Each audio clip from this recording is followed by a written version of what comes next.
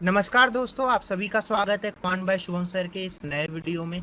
आज के सेशन में हम करेंगे मेंस लेवल अरिथमेटिक और डेटा इंटरप्रिटेशन के सेट। और ये हमारा आज का डे 2 है।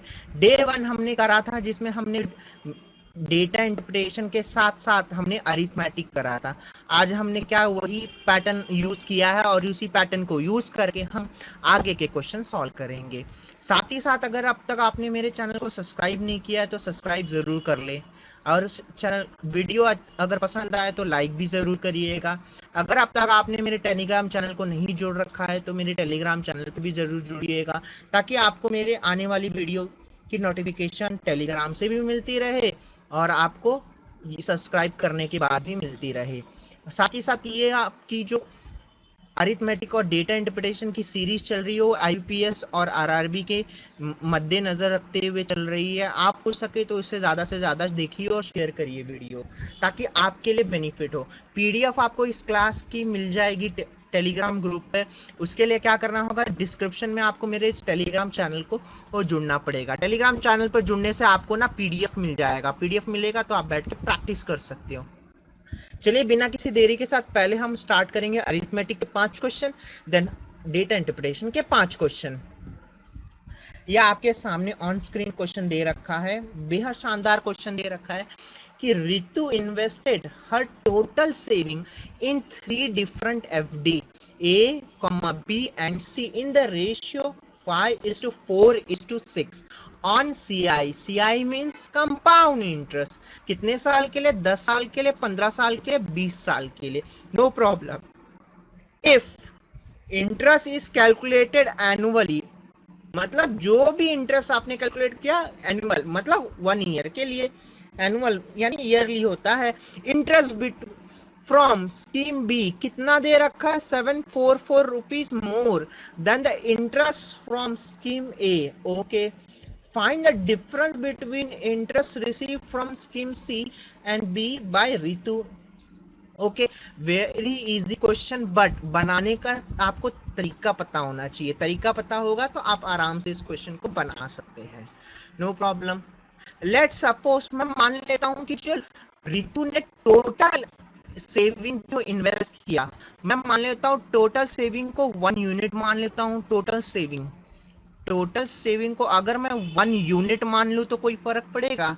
नहीं फर्क पड़ेगा। ओके, उसके आगे क्या कहा है? उन्होंने रेशियो में इन्वेस्ट किया है। ABC एफडी को स्कीम में रेशियो में इन्वेस्ट किया 5:4:6। तो मैं कह सकता हूँ स्कीम ए का इन्वेस्टमेंट कितना होगा, स्कीम बी का इन्वेस्टमेंट ऑब्वियसली बता सकता हूँ, क्योंकि आपके पास ये रेशियो दे रखा है 5:4:6। तो मैं ए बी सी तीनों का क्या बता सकता हूँ? रेशियो बता सकता हूँ, वो भी किसका? Investment in scheme A, B, C। तो ये कितना हो जाएगा? अगर मैं 5 यूनिट माना हो तो इसको कितना जाएगा? 5 यूनिट बाय टोटल करोगे तो कितना आ जाएगा? 15। ये कितना हो जाएगा? 4 यूनिट बाय 15। नेक्स्ट कितना हो जाएगा आपका? 6 यूनिट बाय 15। अगर इन रेशियो को ध्यान से सॉल्व करूं तो ये रेशियो मुझे क्या बताते हैं सॉल्व करने पे? ये देगा first 1 unit by 3। Next ratio आपको क्या दे देगा? आपको सेम, ये तो एज इट इज रहेगा 4 यूनिट बाय 15। और ये कितना हो जाएगा आपका? 2 यूनिट बाय 5। ओके, तो यूनिट मानने से क्या होता है कि कैलकुलेशन हमारा ज्यादा टफ नहीं पड़ेगा। अब देखो यहाँ पे रेट दे रखे हैं 2 साल के लिए 10%, 15%, 20%। 10% के हिसाब से 2 साल का इफेक्टिव रेट कितना हो जाएगा? 21%। सिमिलरली नेक्स्ट 15% के हिसाब से इफेक्टिव रेट 2 साल का कितना हो जाता है? 32.25%। ये सभी को पता है इफेक्टिव रेट यानी सक्सेसिव रेट ऑफ इंटरेस्ट निकालना। नेक्स्ट आता है 20%। 20% 2 साल का इफेक्टिव रेट कितना हो जाएगा आपका? 44% हो जाएगा। आई होप ये भी बातें क्लियर होंगी। अब आगे क्या कहा है उन्होंने कि जो भी एनुअल इनकम कैलकुलेट होगा वो interest from scheme B, interest जो भी स्कीम बी का होगा वो 744 क्या होगा? मोर होगा। किससे होगा? स्कीम ए से। तो कोई बात नहीं, नो प्रॉब्लम, मेरे को यहाँ तक चीजें भी क्लियर हो चुकी है। चलो मैं इस पार्ट को इतने रफ कर देता हूँ। नेक्स्ट, मुझे पता है कि जो पर्सन बी था उसका इन्वेस्टमेंट अमाउंट कितना था? 4 यूनिट बाय 15 इतना था। उसके ऊपर कितने का रेट ऑफ इंटरेस्ट लगा है? 15% से 15% का रेट ऑफ इंटरेस्ट 2 साल का इफेक्टिव रेट लगता तो कितना आ जाता? 32.25%। ये क्या आ जाता? इतना रेट ऑफ इफेक्टिव रेट लगता उसके ऊपर। अब सिमिलरली जो ए है, ए को कितना लगा है? यूनिट बाय 3, 1 यूनिट बाय 3 ना। ये उसका इन्वेस्टमेंट क्या है? अमाउंट है जो उसने स्कीम ए में इन्वेस्ट किया। उसका इफेक्टिव रेट कितना आया था? 21%। और बी ए से कितना ज्यादा है? 744 रुपीज। कितना ज्यादा है? 744 रुपीज। नो प्रॉब्लम, कोई बात नहीं, यहां तक तो कोई दिक्कत नहीं होनी चाहिए किसी भी स्टूडेंट को। देखो ये करोगे तो 1500 होता है, और नीचे करोगे तो यहाँ पे कितना होता है? 300 होता है। अगर ये 300 होता है, 4 का इसमें मल्टीप्लाई करोगे तो 129 हो जाएगा। इसको मैं बोल सकता हूँ 129 यूनिट बोलता हूँ, अपॉन कितना बोल सकता हूँ? 1500 बोल सकता हूँ, minus 21 unit by 300 is equals to 744। तो मैं डायरेक्ट यहां से निकाल सकता हूं ना, 1 यूनिट का response to what? 744 into 1500 divided by 24। Solve करोगे तो देखो कट जाती हैं चीजें, 3 से 5 बार, 3 से 6 बार, और 6 से देखो आराम से कटता है। तो कितनी बार आ जाता है आंसर? 46500। यानी इनिशियल में जो इन्वेस्ट टोटल सेविंग थी रितु की, वो कितनी थी? 46500 रुपीज। आई होप ये चीजें भी आपको क्लियर होगी। बट यहाँ पे उन्होंने क्या पूछा? Find the difference between interest receive from scheme C और स्कीम बी। मतलब स्कीम सी और स्कीम बी का आपको इंटरेस्ट का डिफरेंस बताना है। तो ये हम भी बता सकते हैं। हमारे पास टोटल सेविंग आ गई है 4650। तो मैं यहाँ पे रफ कर देता हूँ, यहाँ पे लिख देता हूँ हमारी टोटल सेविंग कितनी आ गई थी यहाँ पे? 46500। अब उसके बाद मुझे पता है कि यहाँ पे स्कीम सी में 46500 यूनिट लगा था ना। तो मैं इंटू कितना होगा? 6 डिवाइडेड बाय 15, और उस पे इफेक्टिव रेट कितना लगा था? 44% का लगा था। माइनस स्कीम बी का कितना लगा था? 46500 इंटू कितना लगा था? 4/15 लगा था ना। ऑब्वियसली दिख रहा है कैलकुलेशन। और यहाँ पे इफेक्टिव रेट कितना था? 32.25%, 32.25%। आपको किसका डिफरेंस बताना है? स्कीम सी माइनस स्कीम बी का डिफरेंस बताना है। तो देखो कैलकुलेट करोगे, 15 हर जगह दिख रहा है, कॉमन कर लो। टर्म क्या क्या कॉमन है? 46500 ही कॉमन है ना, और ये भी कॉमन 15 से। तो 15 से 45, 15 31 आ जाता है यहाँ से, और यहाँ से भी 31। मतलब 31 यहाँ पे आ गया, और ये 44 का 6 में मल्टीप्लाई कर दो, 4 का इसमें कर दो। यानी मल्टीप्लाई करने के बाद नंबर क्या मिलते हैं? 8184 माइनस 3999। और यहाँ पे सब्ट्रैक्शन करो भाई, 14 में से 9 गए तो यूनिट डिजिट 5 होता है, ऑब्वियसली होता ही होता है। सब्ट्रैक्ट करेंगे तो पूरा आंसर क्या निकल के आएगा? 4185 एज अ आंसर निकल के आएगा। आई होप आपको ये चीजें समझ आई होंगी कि क्वेश्चन जो आपको दिया जाएगा वो कैलकुलेटिव नहीं होता, हम उसे डर के मारे कैलकुलेटिव बना देते हैं। बस नजरिया क्या होना चाहिए? आपकी कैलकुलेशन स्पीड अच्छी होनी चाहिए, आपकी कंसेप्ट की क्लैरिटी होनी चाहिए, साथ ही साथ आपको उन चीजों को इजीली सॉल्व करने का तरीका भी पता होना चाहिए। अब मैं ये नहीं कहता कि एक ही तरीका लगाओ, आप चाहो बेसिक से लगाओ, चाहे रेशियो मेथड लगाओ, जिससे भी आंसर निकालो, बट जल्दी आंसर निकालो। यही वन डे कंपटीशन का मेन मोटिव होता है। चलिए बढ़ते हैं हमारे नेक्स्ट क्वेश्चन की तरफ। ये भी एक आसान क्वेश्चन है, लेकिन बच्चों को बहुत डाउट हो जाता है इस क्वेश्चन में। लोग समझ नहीं पाते कि क्यों सर इसमें डाउट हो जाता है। मुझे भी नहीं पता बच्चों को क्यों डाउट होता है। देखते हैं, पढ़ते हैं क्वेश्चन को क्या कहता है, देखते हैं ध्यान से। डिस्टेंस बिटवीन दो सिटी ए और बी के बीच की दूरी कितनी दे रखी है, 600 किलोमीटर। ठीक है, दो सिटी बना लो, ए और बी, दो सिटी बन गई, उनके बीच की दूरी 600 किलोमीटर मान लिया, उसमें दिया हुआ है। ठीक है, पी ने स्टार्ट किया ए से, ओके नो प्रॉब्लम। क्यू ने स्टार्ट किया बी से, ओके नो प्रॉब्लम। दोनों ने सेम टाइम पे चला, ओके, दोनों ने सेम टाइम पे चला। ठीक है भाई, कोई फर्क नहीं पड़ता, चलने दो। तो 2 घंटे बाद पी को रियलाइज होता है, 2 घंटे बाद, मतलब अगर मैं पी की स्पीड को एक पल के लिए x किलोमीटर पर आवर मान लूं तो कोई फर्क पड़ेगा, नहीं पड़ेगा। वो 2 घंटे में कितना डिस्टेंस चलेगा, तो आप बोलोगे 2x किलोमीटर डिस्टेंस चलेगा। ऑब्वियसली चल जाएगा ना। हाँ, ये तो पता चल गया। और जो Q है, अब आगे क्या बोला है, जब P को रियलाइज होता है 2 घंटे बाद, क्यों ही वॉज ट्रेवलिंग स्लो, मतलब वो ट्रेवल क्या कर रहा है, स्लो चल रहा है।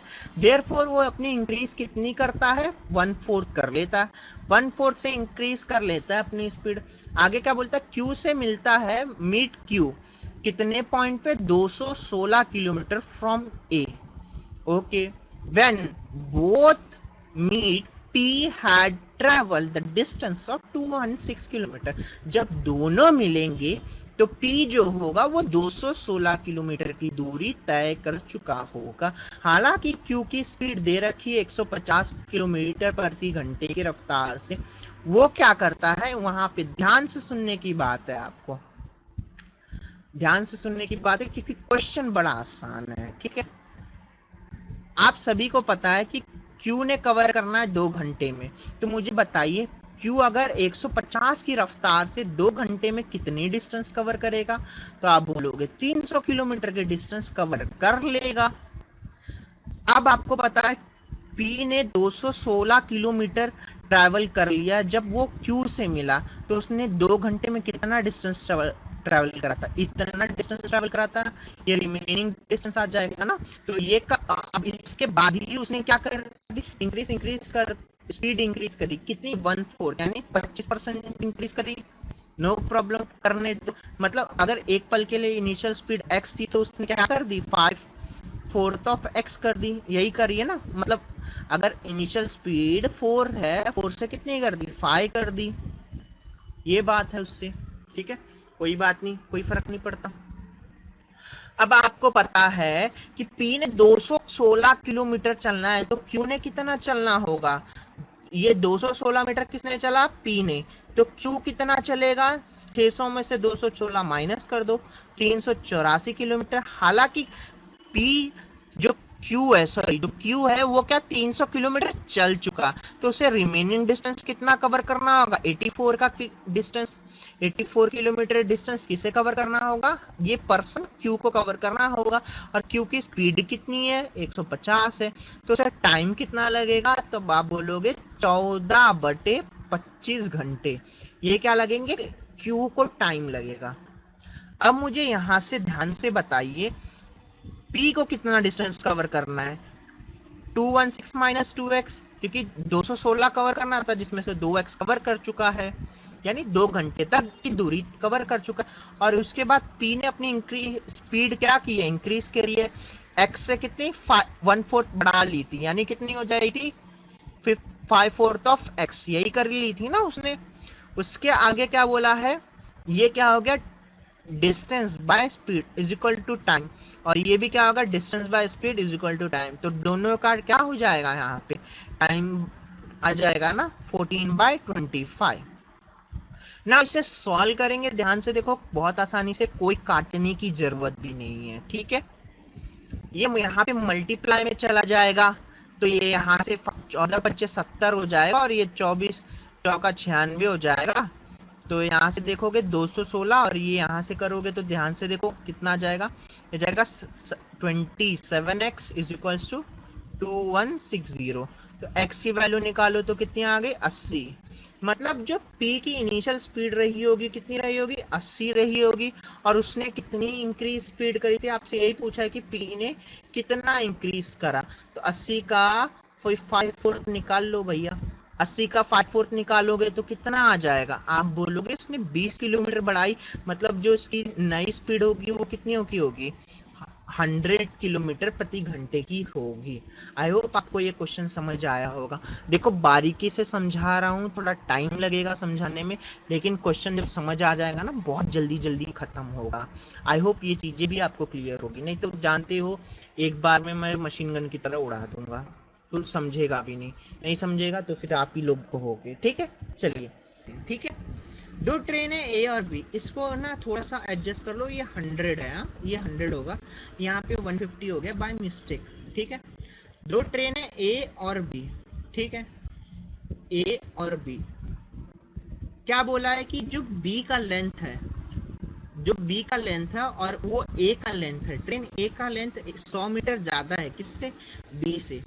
अगर बी का लेंथ x है, x मीटर है, तो ट्रेन ए का लेंथ कितना होगा, x प्लस 150 मीटर होगा,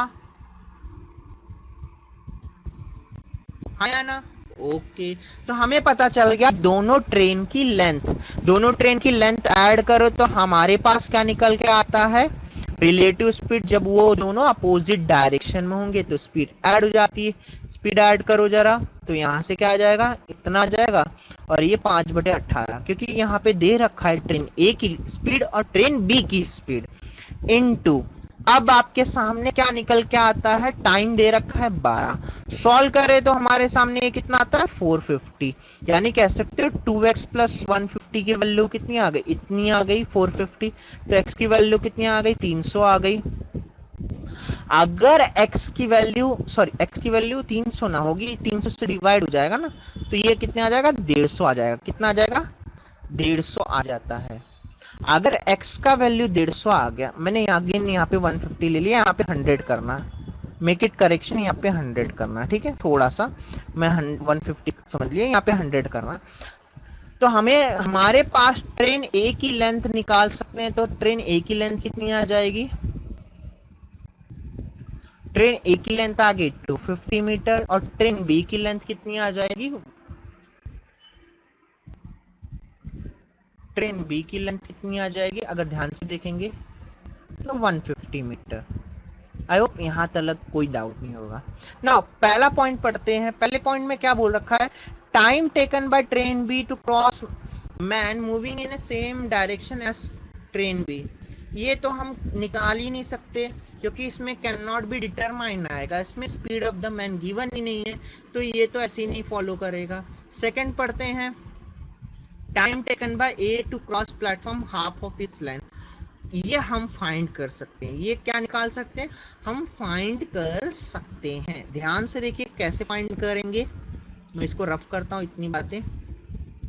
चलिए यहाँ पे हमें क्या निकालना है, टाइम निकालना है। हमारे पास दो ट्रेन की लेंथ कितनी है, 250 और 150, ट्रेन ए और बी की लेंथ। तो दोनों की लेंथ ऐड कर दो, 250 प्लस 150, ये दोनों की लेंथ ऐड हो गई। नाउ आपके पास दोनों ट्रेन किसकी बात कर रखा है, ए की स्पीड कितनी है 81 मीटर पर सेकंड में कन्वर्ट करोगे तो 5/18 से मल्टीप्लाई करना पड़ता है। सॉल्व करो तो यहाँ से देखो कितना आ जाएगा, ध्यान से, ये 425 और 81 ऊपर चला जाएगा ना, तो 18 यहाँ से चला जाएगा। तो यहाँ से ध्यान से देखिए क्या क्या चीजें बदल सकती हैं और क्या नहीं बदल सकती। तो आपके सामने क्या आ जाएगा, 170/9 सेकेंड आ जाएगा। तो यहाँ से हम क्या निकाल सकते हैं, टाइम निकाल सकते हैं। लेंथ ऑफ ट्रेन है कितना आता, 250, ये तो हमने निकाला था, ऑलरेडी हमने निकाल लिया। चौथा देखो जरा, स्पीड ऑफ अनदर ट्रेन सी, वही ट्रेन सी के बारे में कोई डाटा कंडीशन दे नहीं रखा है, तो यहाँ से हम क्या करेंगे, ओनली 2 और 3 हमने निकाला ना, मतलब यहाँ पे ना फर्स्ट काम आया ना फोर्थ काम आया, तो हमारे पास क्या आएगा, hence only 2 and 3 can be find out. तो इसका आंसर क्या होगा, ऑप्शन नंबर 3, 2 and 3। ठीक है, आई होप ये क्लियर होगा। इस तरह के भी क्वेश्चन आपको देखने मिलेंगे, पर ध्यान से पढ़ना होता है उन सभी को क्वेश्चन को। चलिए नेक्स्ट क्वेश्चन आपकी स्क्रीन पे। चलिए बढ़ते हैं हमारे नेक्स्ट क्वेश्चन की तरफ। ध्यान से पढ़ेंगे इस क्वेश्चन को, हम आसानी से बना सकते हैं, बस शर्त है क्या है, हमें कंसेप्ट आनी चाहिए और सारी चीजें आनी चाहिए। क्या कह रखा है, T+4 type of A types of P pipes can fill a tank in 2T hours, no problem। कोई बात नहीं, मतलब एक T+4 टाइप का पाइप है, वो ए टाइप का पाइप है जो टैंक को फिल करता है कितने आवर में, 2T आवर में, नो प्रॉब्लम। अनदर पाइप है T+2 टाइप का, वो पाइप को सेम टाइम को फिल करता है इतने आवर में। तो मैं कह सकता हूं कि T+12 टाइप का पाइप है अनदर, जो कि बी पाइप है, बी टाइप का है, और उसको कितने टाइम में फिल करता है, T+8 आवर में। और उसके बाद में ये क्या दे रखा है उन्होंने आगे, ratio of efficiency of type A and B. Efficiency का रेशियो 5:4 है, तो टाइम का रेशियो क्या होगा, 4:5, उल्टा होता है ना, तो ऊपर क्या आ जाएगा, 4/5। आई होप ये भी क्लियर होगा। सॉल्व करेंगे इस इक्वेशन को, देखेंगे कितने आसानी से इस इक्वेशन सॉल्व कर सकते हैं। तो ध्यान से देखो, यहां से सामने क्या इक्वेशन निकल के आता है, 2t² plus 40t plus 192 is equals to 5t² plus 20t। Now यहां से क्या निकल के आएगा, 3t² minus 20t minus 192 equal to 0। Factor 192 into 3 के क्या क्या बनेंगे, फैक्टर आसानी से बन जाएंगे, 12 और 16। 12 और 16 कितना जाएंगे, 12 माइनस 16/3, ये इसके फैक्टर आ जाएंगे। देखो फैक्टर तो बहुत आसानी से निकालना चाहिए। क्वाड्रेटिक इक्वेशन बहुत सारे प्रैक्टिस करें आप सभी ने, तो फैक्टर तो देके ही आने चाहिए, इस तरह के फैक्टर आपको जल्दी निकालने आना चाहिए। चलिए अब बढ़ते हैं हमारे पास। टी के वैल्यू हम नेगेटिव तो नहीं ले सकते, पॉजिटिव लेना पड़ेगा हमें। तो यहाँ पे मैं टी का वैल्यू पहले टाइप में लेता हूँ, टाइप ए के लिए। तो हमारे सामने क्या निकल के आता है, 16 इंटू 24/12, 12 टाइप ऑफ टाइप ए, तो कितना आ जाएगा यहाँ से, 32 घंटे। टाइप बी के लिए देखते हैं तो कितना आएगा, 24 इंटू 20/15, फिल कर देना है ऑप्शंस में, तो ये भी 32 आ गए। तो खुद मुझे बताओ, ए और बी को अगर 32 का घंटे का टाइम लगेगा, तो दोनों को टाइम कितना लगेगा, 16 घंटे लगेंगे। कितने लगेंगे, देखो ए है और बी है, ध्यान से देखो, ए को भी 32 घंटा लगता है, बी को भी 32 घंटा लगता है, तो टोटल कैपेसिटी 32 हो गई। एफिशिएंसी क्या होगा, 1:1। तो टाइम टेकन बाय ए और बी का कितना आ जाएगा आपके सामने, कैपेसिटी टोटल 32 है, जिसमें दोनों की एफिशिएंसी कितनी है, 1:1, यानी कितना आ जाएगा, 2। डिवाइड कर दो तो कितने घंटे हो गए, 16 घंटे। बड़ा आसान क्वेश्चन था, शानदार क्वेश्चन था, बनाने का अप्रोच आना चाहिए, नहीं तो क्वाड्रेटिक को सॉल्व करते करते बहुत आपको टाइम लग जाएगा। इस तरह से क्वेश्चन को आपको बनाना आना चाहिए। चलिए बढ़ते हमारे लास्ट अरिथमेटिक क्वेश्चन की तरफ। ये भी one of the best question है, बट मुझे जो मिलता है क्वेश्चन में उठा लेता हूँ क्वेश्चन, और जो जैसा अप्रोच मुझे ऑन द स्पॉट समझ आता है वो अप्रोच में बताने की कोशिश करता हूँ, ताकि वही अप्रोच से आप एग्जाम में भी सॉल्व कर सको। मैं ये नहीं कहता कि मेरे ही अप्रोच फॉलो करो, मैं ये कहता हूँ जिससे आपका जल्दी आंसर आ जाए उससे आप आंसर निकाल लिया करो, ठीक है, ज्यादा सोचना है नहीं आपको। क्या कह रखा है, a certain number of man can complete the task in 2 days earlier, no problem. Certain number of man, let's say मैं पी मैन मान लेता हूँ, मैन कितने मान लेता हूँ, पी मैन पी मान लेता हूँ, और 2 दिन पहले काम खत्म करते हैं, तो पी मैन 2 दिन काम खत्म पहले करते हैं, तो D-2 days, ये आ गया पहले वाले का। सेकेंड वाले का क्यू बॉयज है, यहाँ पे आगे दे रखा है some boys, okay, some certain boys, okay, the task completed by 1 man in 1 hour is same, no problem. आपके पास दे रखा है कि यहाँ पे भी क्या है, बॉयज भी हैं, उनको मैं क्यू मान लेता हूँ। क्यू बॉयज हैं, वो डी डेज में काम करते हैं, कोई बात नहीं, फर्क नहीं पड़ता। तो आपके सामने रेशियो ऑफ एफिशिएंसी किसकी दे रखी है? मेन और बॉयज की दे रखी है। कितनी दे रखी है? 3:1 की रेशियो की एफिशिएंसी दे रखी है। तो मैं कह सकता हूँ 3p मेन किसी काम को D-2 डेज में करते हैं, वही काम 1Q बॉयज D डेज में करते हैं। तो ये क्या आ गया? इक्वेशन 1। ये क्या आ गई हमारे पास? इक्वेशन। नाउ हमें यहाँ से क्या निकालनी है? D की वैल्यू निकालनी है। तो ध्यान से देखो, अगर मैं पहला ऑप्शन देखो, पहला ऑप्शन क्या है? 1:2। अगर मैं P को एक पल के लिए 1A और Q को एक पल के लिए 2A मान लूँ तो कोई फर्क पड़ेगा? नहीं पड़ेगा। सॉल्व करेंगे इस इक्वेशन में, किस में रखेंगे? इस इक्वेशन में। तो यहाँ से P का वैल्यू आ जाएगा ना यहाँ हमारे पास। तो सॉल्व करो तो यहाँ से कितना आ जाएगा? 3A D-2 is equal to 2A D। आपके सामने वैल्यूज आ गई। तो यहाँ से आप ध्यान से देखोगे 3A/2A आ गया ना। 3A/2A मतलब A कैंसल, 3/2 मतलब D-2। तो D की वैल्यू कितनी आ रही है? 6 आ रही है। मतलब D इज इक्वल टू 6। ये एक पॉसिबल वैल्यू है। ये क्या है? पॉसिबल वैल्यू है। ठीक है, ध्यान से समझते चलेंगे। ठीक है, आसान क्वेश्चन है, बस बनाने का नजरिया आना चाहिए। चलिए, पहला तो सेटिस्फाई कर गया। अब सेकंड देखते हैं। सेकंड कितना दे रखा है? 2:5। अगर मैं उसको 2x और 5x मान लूँ तो कोई फर्क पड़ेगा? नहीं पड़ेगा। सेकंड में रखूँ तो देखो जरा, इसी इक्वेशन, हमें इसी इक्वेशन में रखते जाना है। तो सेकंड में रखा मैंने तो कितना आ जाता है मेरे सामने? 3x 2x है ना, तो 2x कैंसिल हो जाएंगे। आपके सामने क्या निकल के आएगा? 6D-12 is equal to 5D। तो D का वैल्यू यहाँ से कितना आ जाता है? 12। तो ये भी पॉसिबल है, ये पॉसिबल है, D का वैल्यू ये पॉसिबल। अब तक हमने 1 और 2 को देख लिया कि 1 और 2 तो सेटिस्फाई कर रहा है, 1 और 2 सेटिस्फाई कर रहा है। ठीक है, नाउ नेक्स्ट देखते हैं 2:3। 2:3 क्या है? इसको मैं 2B मान लेता हूँ और 3B मान लेता हूँ।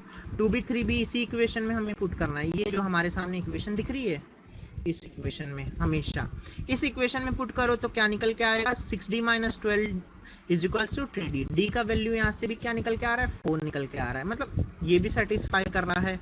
नेक्स्ट आता है आपका 4, 16:35। इसको ध्यान से देखो, इसको अगर मैं E मान लेता हूँ, 16E/35E, तो ये भी सॉल्व हो सकता है। इसको देखो, E तो कैंसिल हो जाएगा, 16×3 = 48 और वहां से कितना आ जाएगा? 35D और मल्टीप्लाई करोगे अंदर तो कितना आ जाएगा? 48×2 = 96। तो 48 में से 35 माइनस करो, 13D और 96। तो D का वैल्यू यहाँ से कितना आता है जब इसमें पुट करते हो? तो D का वैल्यू आ जाएगा 96/13। ये भी एक वैल्यू पॉसिबल हो रही है। तो इसका आंसर क्या बनेगा? All of the above.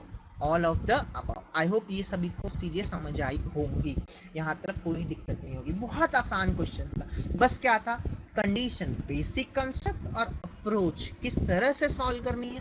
पहले हमने बेसिक माना, यहाँ पे PD माना, ये सब चीजें, बट देखिए कितना जल्दी हमारे से ये क्वेश्चन सॉल्व हो गया। तो उसके लिए आपको क्या करना पड़ेगा? प्रैक्टिस करना पड़ेगा, ताकि आपको क्वेश्चन आ सके। चलिए, अब अरिथमेटिक का सेशन हमारा खत्म होता है। अब हम स्टार्ट करेंगे डेटा इंटरप्रिटेशन। अब देखो, डेटा इंटरप्रिटेशन के लिए आपको क्या करना है? टाइमर लगा के सॉल्व करना आना चाहिए। ठीक है, 5 क्वेश्चन सेट है आपके सामने, 5 क्वेश्चन मैं करवाऊंगा आपको। जितना ज्यादा प्रैक्टिस करोगे उतना आपके लिए बेनिफिट है। और हाँ, ये मैं आपके लिए डेली सीरीज चलाने वाला हूँ। थोड़े टाइम से क्या था, मैं ये ऑनलाइन नहीं था तबियत की वजह से। मेरा टेलीग्राम चैनल अगर अब तक आपने नहीं जोड़ रखे हो तो मेरे टेलीग्राम पे भी जुड़ जाइएगा।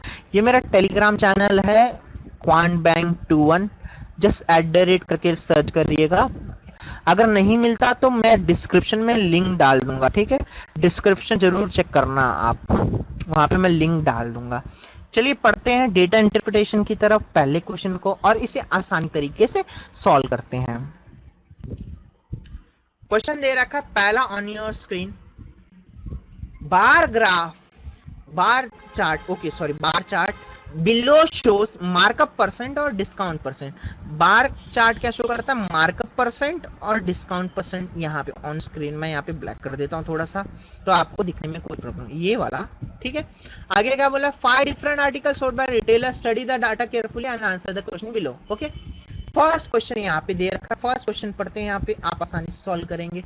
If the ratio between selling price of article A to article E, selling price article A और आर्टिकल ई का रेशियो 1:1 दे रखा है। अगर मैं दोनों की सेलिंग प्राइस को 100x मान लूं तो कोई फर्क पड़ेगा?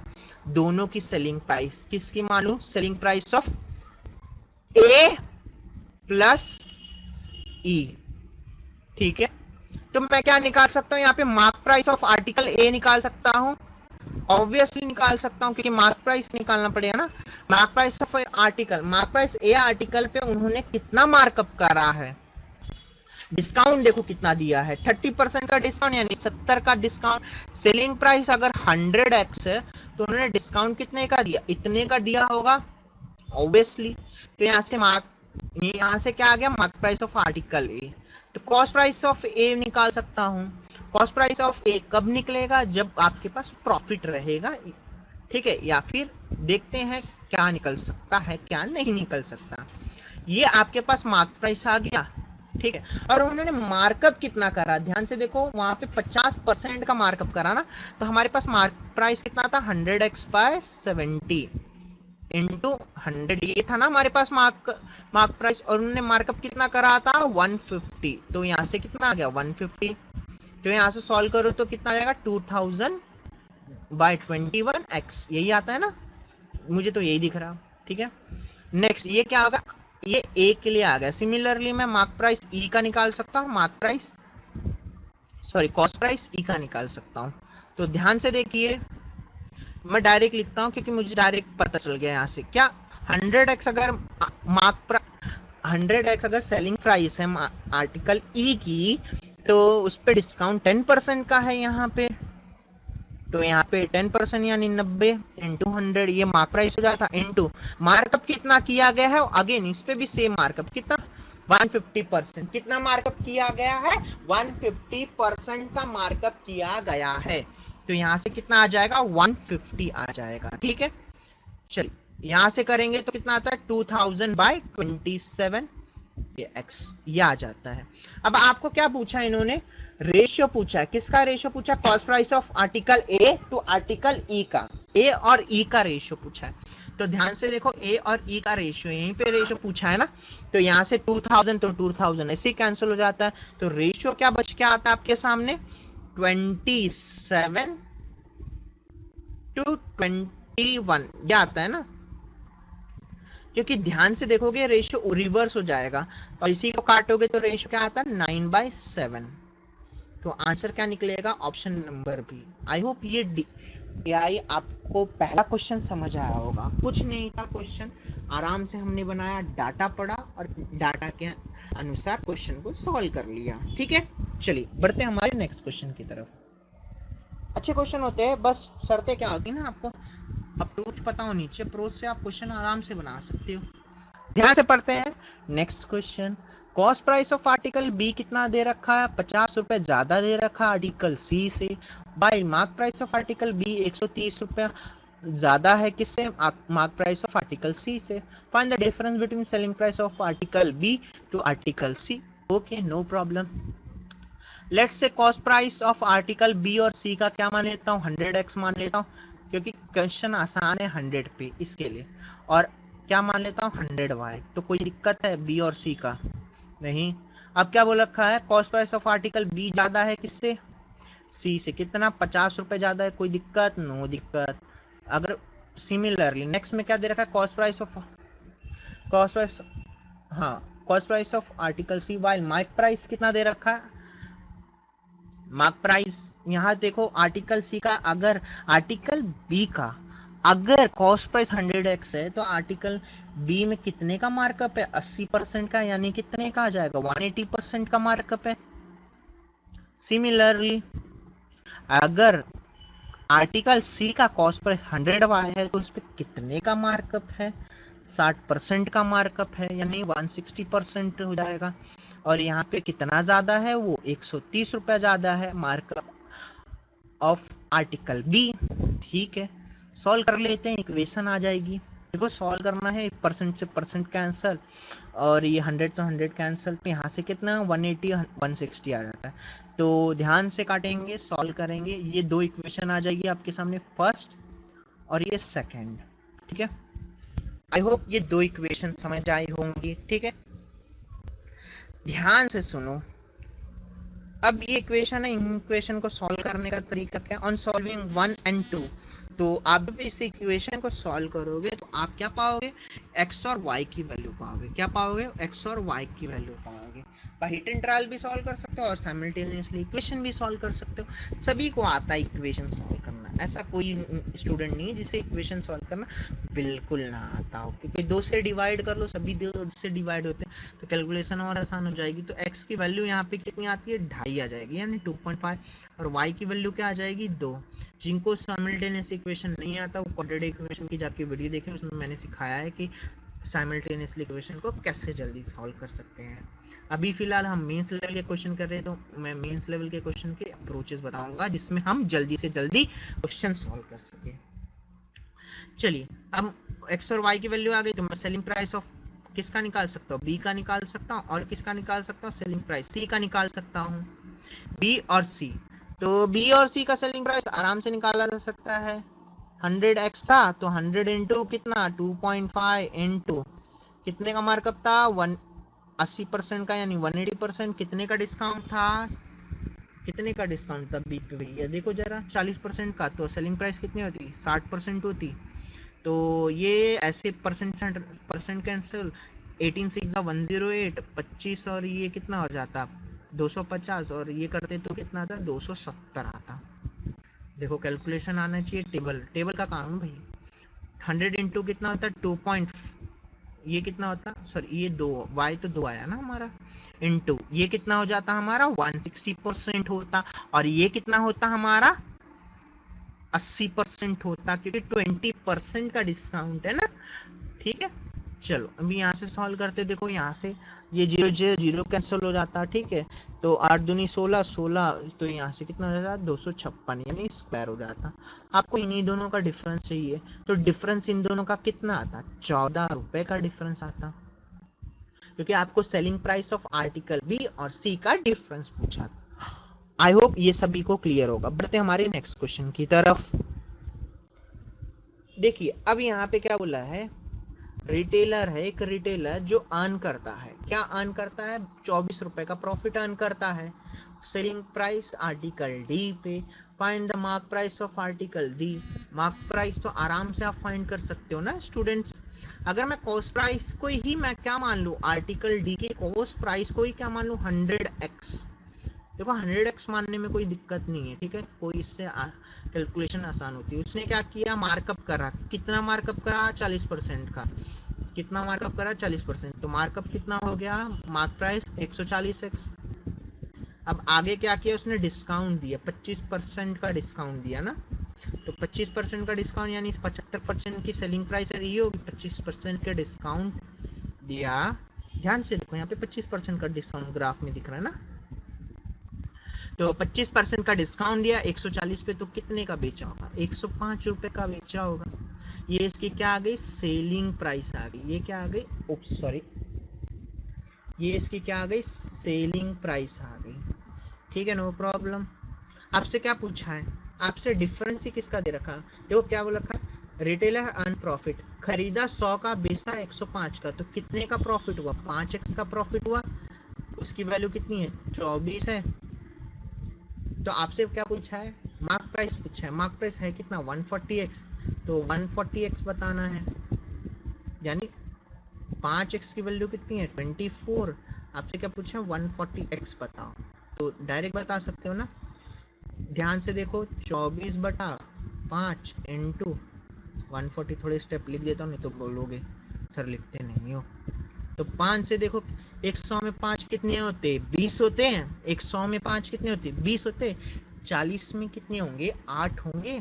तो 28 इंटू 24 मिला के 672 देता है।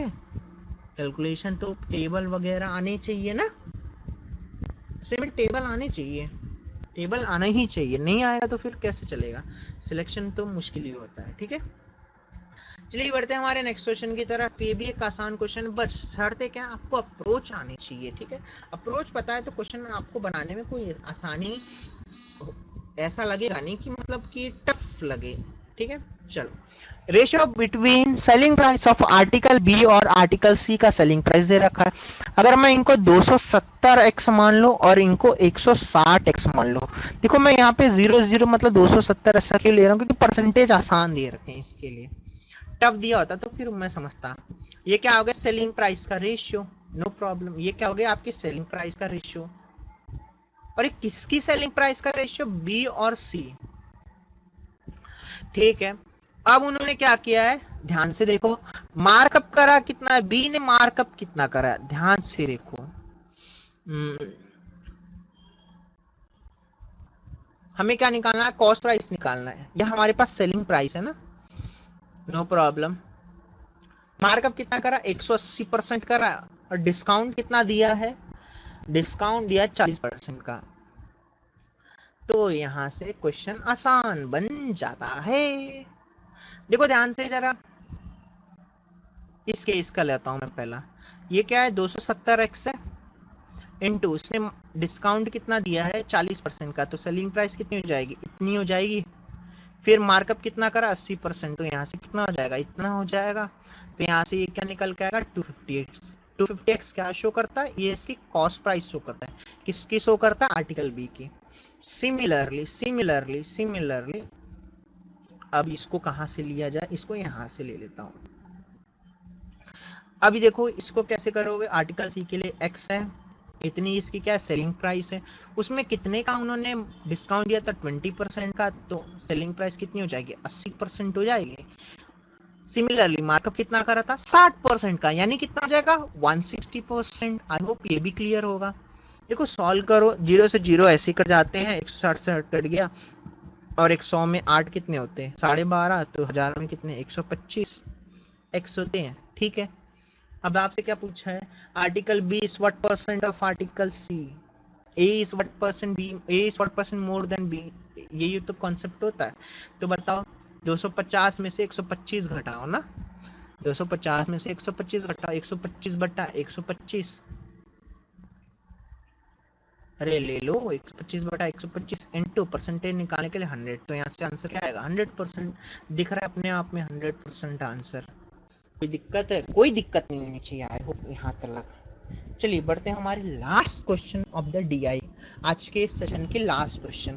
क्या पूछा है, पढ़ते हैं क्वेश्चन को। देखो अब तक हमने शानदार से अच्छे से पढ़ा क्वेश्चन, और डेटा को मैनिपुलेट करके हमने सॉल्व करा। ये नहीं कि कुछ अलग से सोच विचार में पढ़ना है।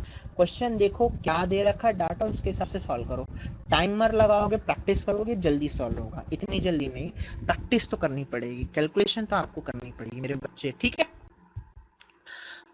which article sold at maximum profit, cost price of article of each article is same, okay no problem।